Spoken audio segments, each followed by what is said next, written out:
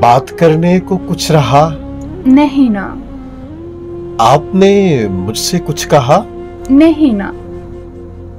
मैंने रो रो के रात बसर कर डाली, आप पर कुछ असर हुआ?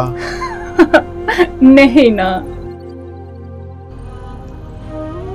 अक्सर हम जो है वो जज्बात में, एहसासात में धोखा खा जाते हैं और हम कुछ समझते हैं, आगे से फीलिंग्स कुछ और होती हैं। वक्रा बतूल जी लिखती हैं कि बातों बातों में हमको बात ना दो, बात की बात खूब जानते हैं।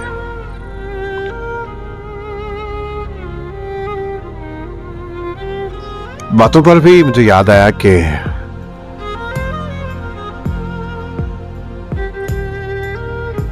कब से बारिश कर रखी थी तुमने मुझ पर बातों की, खुद पर एक सवाल हुआ तो बातें करना भूल गए। खुद पर एक सवाल हुआ तो बातें करना भूल गए। और ये जो शायर का एक चंक होता है ना, शायर जिस तरह से रिएक्ट करता है किसी भी सिचुएशन में, तो वो काफी तल्ख होता है। और शायर की लड़ाई भी अदब से शुरू होकर अदब पे ही खत्म हो जाती है। फ़ाखरा बतूल को अगर पढ़ें हम तो उसकी उनकी जिंदगी के ऊपर, तो वो बड़ी शिकायतें रही उनको मुआशरे से।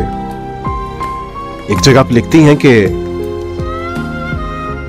मैंने समझा था समंदर तुमको,